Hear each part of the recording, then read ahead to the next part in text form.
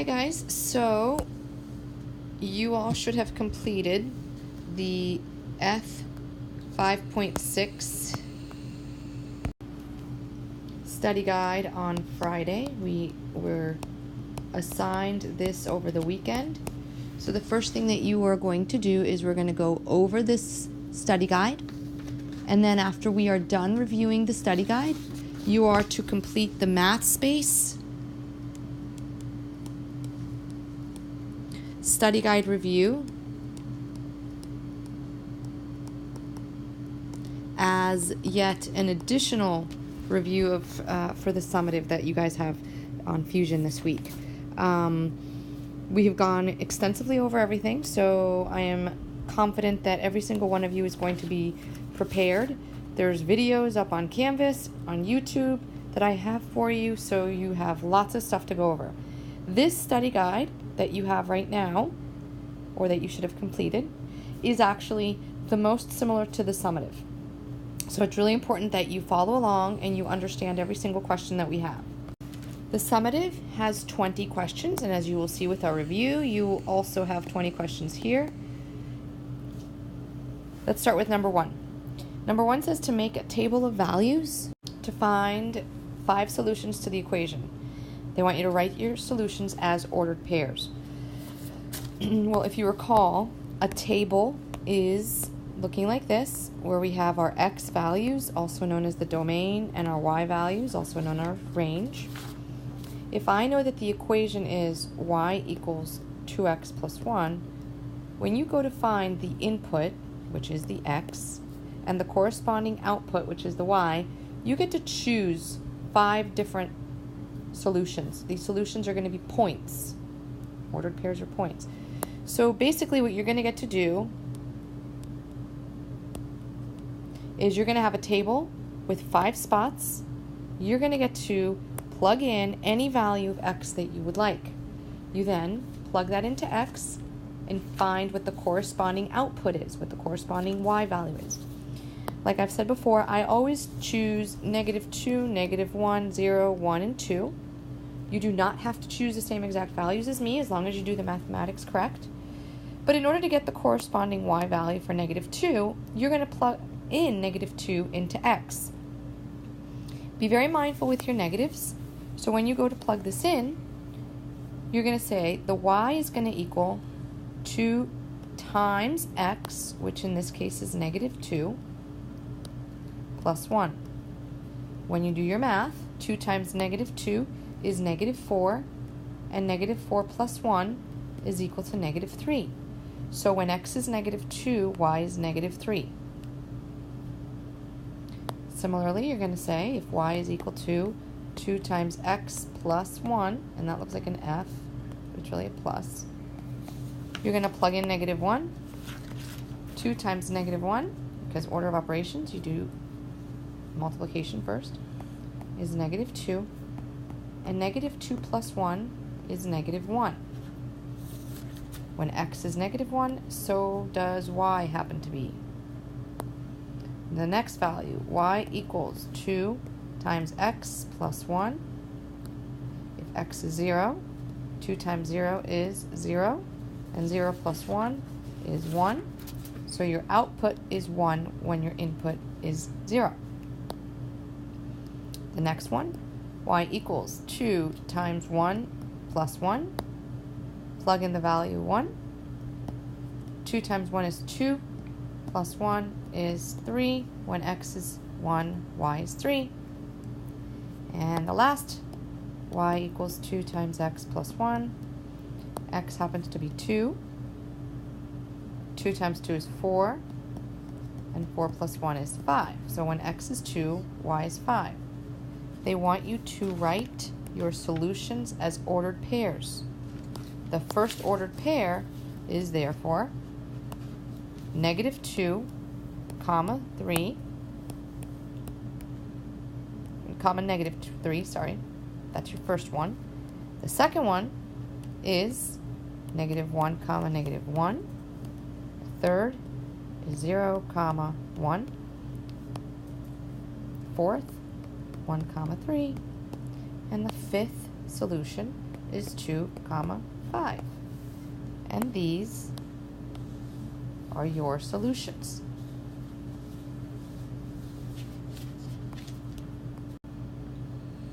Number 2, it asks you to graph the ordered pairs of exercise 1 on the coordinate plane. So I'm going to pause it, go back, copy, and paste it here. And now I'm going to graph all those points. First point is -2, -3, which is right here. Remember, it's x, y. -1, -1, 0, 1, 1, 3, and 2, 5. All they are asking for me to do is to graph on the coordinate plane. So that's all you do. You don't need to connect the dots. They just wanted you to graph it. However, if you do connect the dots, that is absolutely fine as well. Simply because the problem prior to this was an actual linear function, so you would connect the dots. But if you do not connect the dots, in the way that the words are up here, I would not mark off.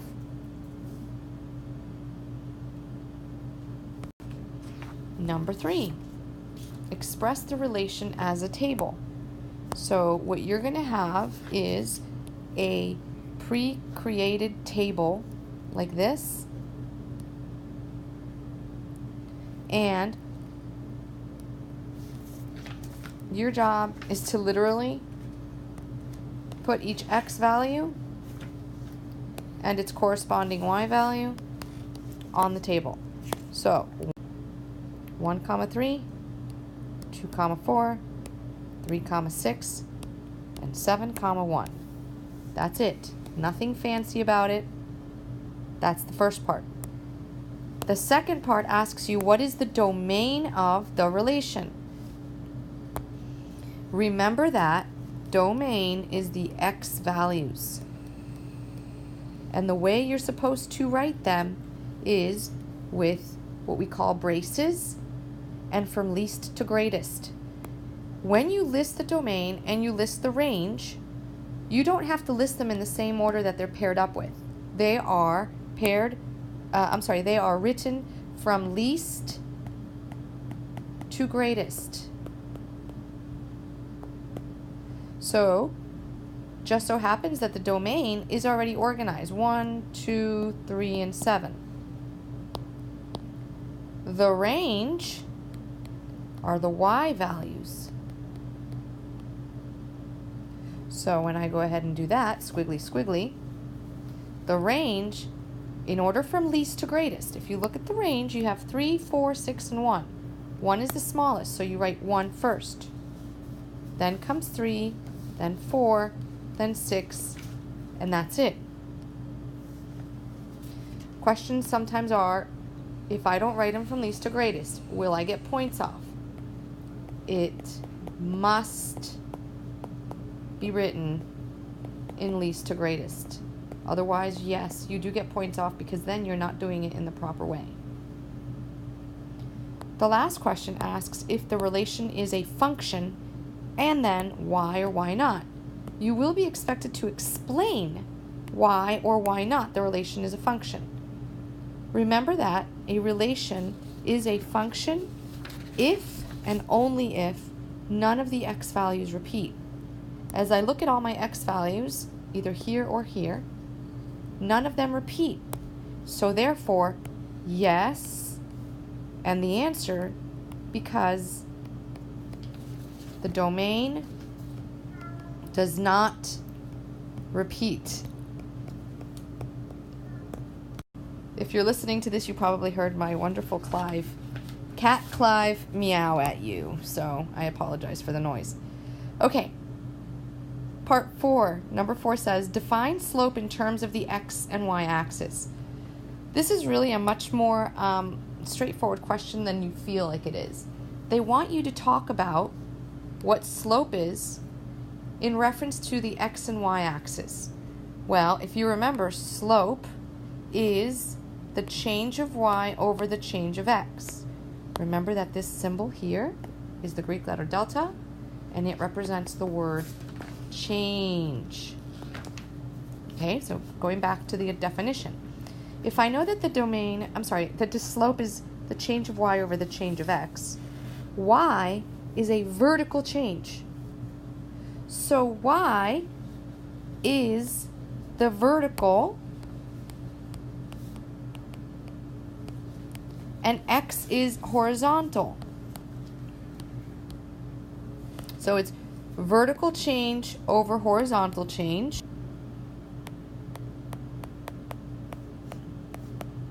And remember the other part, vertical and then rise over run. So on the test, it's going to ask you to choose. It's a multiple choice question. And you just have to make sure that you understand which of those it is. It's vertical rise, horizontal run. Okay? Vertical rise, horizontal run. It's the same thing. It's vertical change over horizontal change. And when you rise, that means you're moving on the y-axis, which is vertically. And when you run, you're moving on the x-axis, which is horizontal. Number 5, is this relation a function? Explain. A relation is a function if the x does not repeat. X value, x value, x value, x value. Notice that we repeat not a function. The 3 of the x value repeats.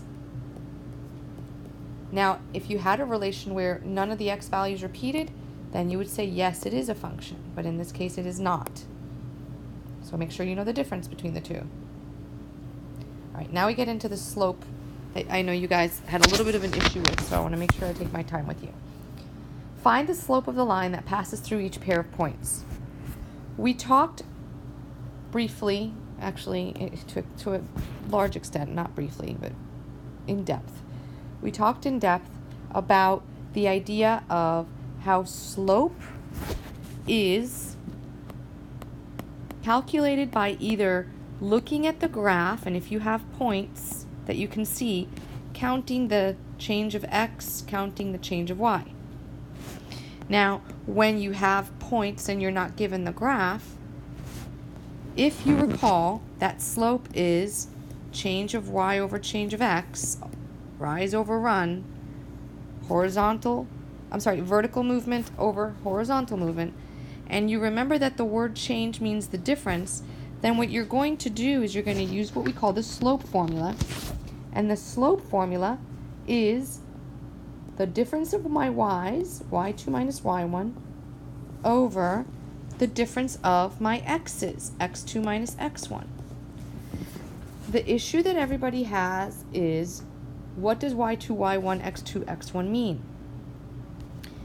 If you look at your points, number 6, it's giving you 2 points. This is the first point, and this is the second point.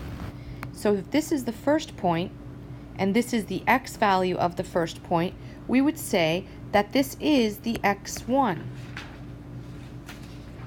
Meaning that this value is the x2. This must be the y1, and this is the y2. All it is, it's the subscripts are telling you the order of which the x is. So if I said x1 is 4 and y1 is 2, then you would know that it's 4, 2. Now to calculate the slope from this, you basically do your difference of y's over your difference of x's. So you're going to go 4 minus 2, that's your change of y, over, and your change of x, I'll do it in blue. Now you see how here I began with 4? I must begin with the negative 5 for my x. x2 minus x1. Now you do your math. 4 minus 2 is 2. Negative 5 minus 2 is negative 7. A positive over a negative is just meaning that because there's one negative, the whole thing is negative. So the slope is negative 2/7. So if just one of the parts of the slope is negative, then the whole slope is negative. If both parts were negative, then it would actually be considered a positive slope. Okay? I'll keep this here for you to be able to refer back to. Let's look at the next one.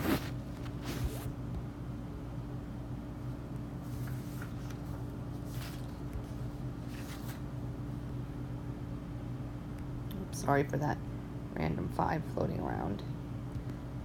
The next question, number 7, is asking once more for the slope of the line that's passing through -4, 0 and 12, 2. Well, if I'm asked for the slope, I do change of y over change of x. That point C is my first point, so that's x1 and y1. That's x2 and y2. Slope is change of y, so that's y2 minus y1 over change of x,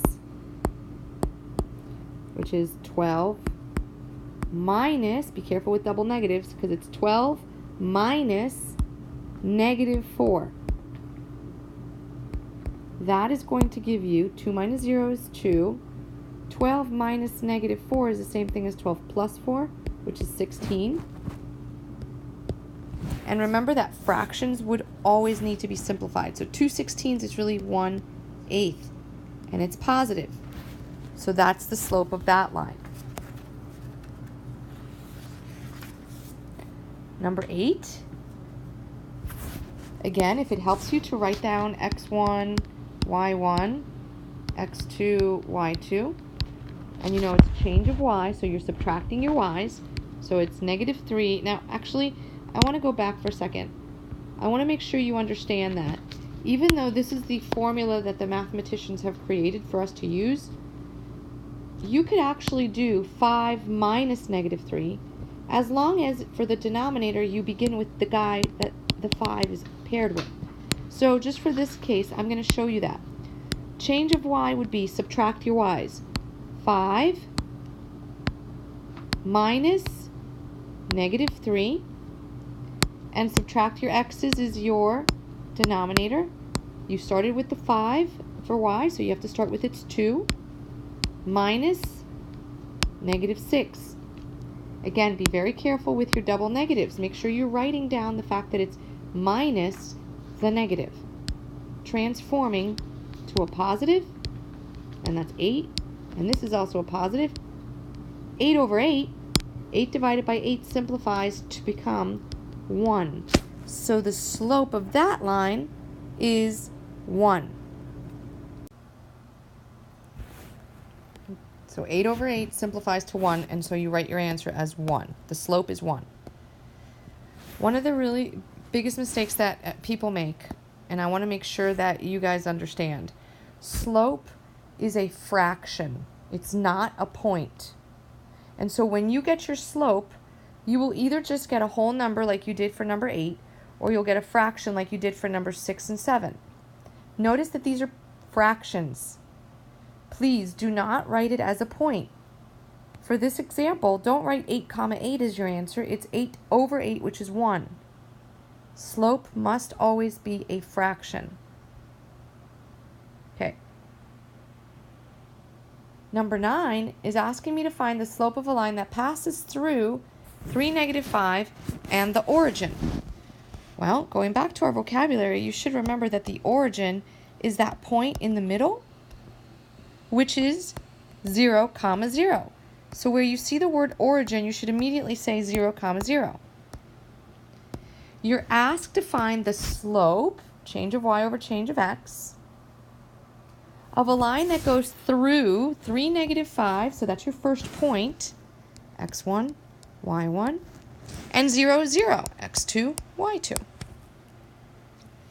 Another way of looking at it is if you line up your points like this, the change of y is going to be the difference of the y. So that's -5 minus 0. And the change of x is going to be 3 minus 0. If it helps you to subtract downwards like this, if you line them up one over the other, sometimes I've noticed that that helps some students. -5 minus 0 is -5. 3 minus 0 is +3. You do not write -5 comma 3. It is not a point, it's a fraction. 5 over 3 is improper. However, it is not divisible by anything. You can't simplify it any further. And so therefore, that is your final answer, -5/3.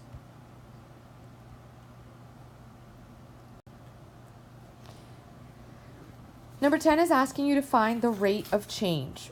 Remember that rate of change is a synonym with slope. It's basically change of y over change of x. So you're doing the same exact thing with this one. The change of y, well, here's my y values, and here's my x values. When x is 0, y is 0. When x is 2, y is 1,000, and so on. So the change of y is going to be the following. You're going to say, well, from 0 to 1,000, I went up by 1,000. From 0 to 2, I went up by 2. From 1,000 to 2,000, I went up by 1,000. From 2 to 4, I went up by 2. Notice there's a constant rate of change. I went up by 1,000 there. I went up by 2 here. The change of y is up 1,000. So you would write change of y up 1,000. And the change of x is up 2. 1,000 over 2 is the same thing as 500 over 1.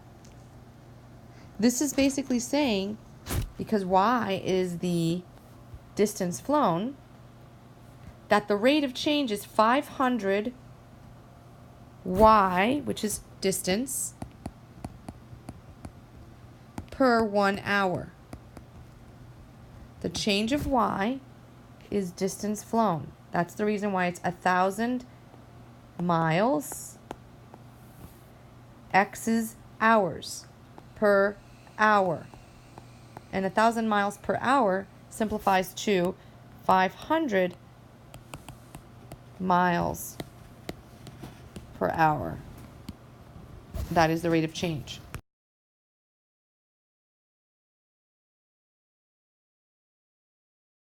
Okay, number 11 is asking for also the rate of change. So again, the rate of change is the same as slope. Rate of change is the change of y over the change of x.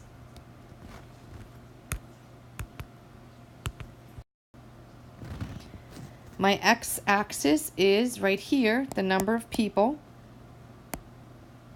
My y-axis is right here. It is the, I guess, number of cookies. So we're going to calculate the rate of change. So we know it's going to be y, which is cookies, number of cookies, depend on the number of people. I'm going to abbreviate people with PPL. Change of y. Well, let's see. At 2 people, you had 10 cookies. So if I wanted to make a table of values to make it easier, 2 people, 10 cookies. At 4 people, you had 20 cookies. At 6 people, you had 30 cookies, and so on. I don't have to continue on. I just need to recognize at least there's one pattern, just right there, nothing beyond that if necessary. This is my y. I added 10 to my y, so my change of y was add 10, and my change of x was I added 2. Here it's the same as it should be because it's linear, and remember that when the rate of change is constant, it means it's linear. So the change of y was that you increased by 10, and the change of x was that you increased by 2. If we look at 10 over 2 as a fraction, that's really 5 over 1. That means, going back up to what this meant, 5 cookies per person. So the rate of change is 5 cookies. You increased 5 cookies per 1 person. And you could write per person or per 1 person. It means the same. It's really up to you. But that, my pen is acting weird, I apologize. That is the rate of change.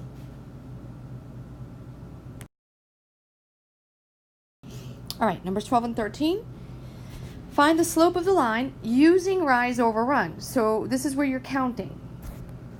If I know the slope is rise over run, it's the change of y over change of x. All of this should be in your head all as it comes together. Left to right. Remember, you always go left to right. This is my first point. This is my second point. From the left point to the right point, the change of y was that I went up 1, 2, 3 units.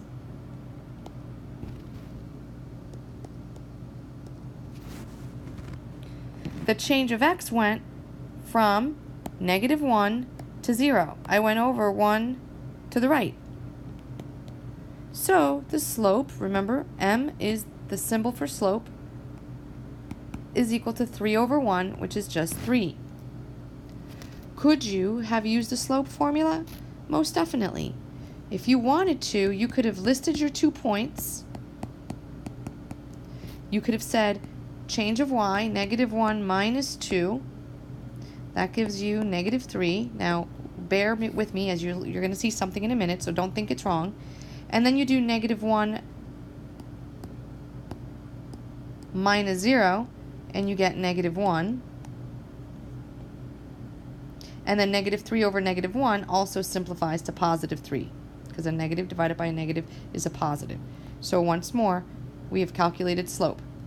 I would like for you to get used to, when given a graph, counting. How much did I rise? How much did I run? And putting it as a fraction. But if you're very mathematical, like I know some of you guys really like formulas, then you can subtract y2 minus y1 over x2 minus x1.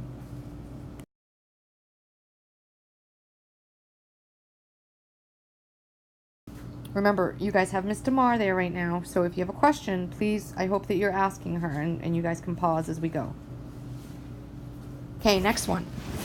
Just by looking at this from left to right, remember, we read from left to right, so you go to the leftmost and you go down, so you know that the slope has to be negative. Keep that in your head. If you're going to count, your change of y means your vertical change. What did you change vertically? Well, you went from up here to down here. So that means you went down 1.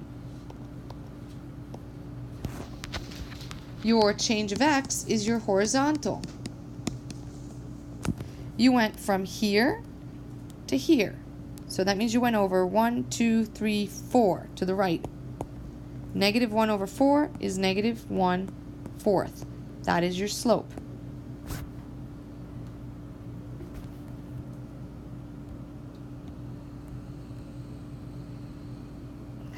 So even though there's only 13 questions that you all reviewed, there's a total of 20 questions. It means that there are several types of each one, so that they're going to add up to a total of 20. Please make sure that you are paying attention and that you look over all of your math spaces, and that you look over the study guides that we did in class together with me, and that you looked over the study guide that you have completed with Miss DeMar, so that when, as well as the math space, make sure you go over that math space study guide review. That's what you're going to be doing tonight for homework, as additional practice. You are going to complete the math space study guide review. And remember how I always do the study guides and the math spaces. I always make it so that there's no surprises for you. if you complete the math-based study guide review, and if you went over this study guide properly and completed it, you're going to be completely prepared for the test tomorrow, in addition to all of last week that we reviewed. If you have any questions, feel free to email me. I will make sure to have my phone available so I could check my email and reply to you guys as possible. See you guys next week.